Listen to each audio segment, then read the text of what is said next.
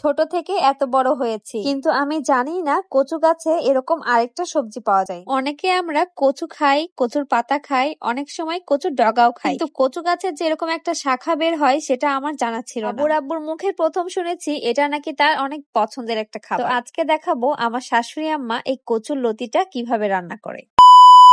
আসসালামু আলাইকুম, সবাই কেমন আছেন? আশা করছি সবাই ভালো আছেন। সবার অনেক দোয়াই এবং ভালোবাসায় আলহামদুলিল্লাহ আমরা অনেক ভালো আছি। সবাইকে আমার নতুন একটা ভিডিওতে অনেক ভালোবাসা এবং ওয়েলকাম জানাচ্ছি। এই সবজিটা সম্পর্কে আমাদের কুষ্টিয়া জেলার মানুষ খুবই কমই জানে। ছোট থেকে এই সবজিটা দেখা তো দূরে থাক, এটার নামও আমি কখনো শুনিনি। আমার দাদির হাতে সব রকমের কচুর রেসিপি খেয়েছি, কচুর পাতা, কচুর ডাইগো, আবার কচু গাছের আশেপাশে ছোটবেলায় কত খেলা করেছি, এরকম কিছু লক্ষ্য করি। আজকে আমার শাশুড়ি আম্মা এই কচু লতিটা রান্না করবে। আমার শ্বশুর আব্বা এখানে কচু লতিটা বাজার থেকে কিনে এনেছে। ফেসবুকে লতি পরিষ্কার করার অনেক সহজ সমাধান দেখেছি। ডাটা যেভাবে ছুলে আমার শাশুড়ি আম্মারা লতিটা ঠিক সেভাবে পরিষ্কার করছিল। সবাই মিলে গল্প করছিল আর এখানে বাড়ির সামনে বসে লতি পরিষ্কার করছিল, সাথে হাতে হাতে আরো কয়েকজন মায়ের সাথে লতি পরিষ্কার করে দিচ্ছিল। সত্যি কথা বলতে পারি, লতি যে একবার খাবে সে বারবার খেতে চাইবে। আমিও এটা প্রথম খেয়েছি এবং অনেক বেশি ভালো লেগেছে। তো আমার শাশুড়ি এটা অনেক ঝাল ঝাল করে ইলিশ মাছ অথবা চিংড়ি মাছ দিয়ে খুব মজা করে রান্না করে। এরপরে আমার শাশুড়ি আম্মার হাতে আমি প্রথম শুটকি রান্না খেয়েছি। তো এখানে প্রথমে একটা কড়াই পেঁয়াজ এবং মরিচ দিয়ে দিয়েছে তেলের উপরে। তারপরে এদিকে লতিটাও খুব সুন্দর করে পরিষ্কার করে ধুয়ে নিয়েছে। এবার মশলা দেওয়ার পালা। তারপরে মশলাটা যেন পুড়ে না যায় সেজন্য প্রথমে একটু পানি দিয়ে দিল।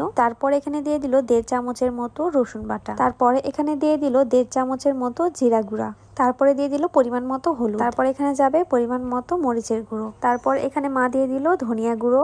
তারপরে এখানে গেল পরিমাণ মতো লবণ, সাথে আদা বাটাও দিয়েছিল। তো ভিডিওটা আমার স্কিপ হয়ে গিয়েছে। আর উপর থেকে ছড়িয়ে দিল কচু চিংড়ি। গতদিন এটা মা ইলিশ মাছের মাথা দিয়ে রান্না করেছিল। এই রান্নাটা চিংড়ি মাছ এবং ইলিশ মাছ দিয়েই বেশি মজা হয়। আজকে বাড়িতে ছোট ছোট চিংড়িটাই ছিল, তো এখানে মা সেটাই ব্যবহার করেছে। তো দেখতে পাচ্ছেন কত সুন্দর লাগছে, মনে হচ্ছে এখনই কাঁচা কাঁচা খেয়ে ফেলি। আসলে রোজা থেকে বোঝা যায় না যে লবণটা কম দিলাম নাকি বেশি দিলাম। তো রোজার মাসে দেখবেন খুবই বরকত আল্লাহ তাআলার, সবকিছুতে লবণ একদম পারফেক্ট হয়। এখানে মা কষিয়ে ঢাকনা দিয়ে ঢেকে দিয়েছিল। আর এই তো লতিটা খুবই সুন্দরভাবে রান্না হয়ে গিয়েছে। তারপরে মা ওপর থেকে ভাজা জিরা গুঁড়া ছড়িয়ে দিল।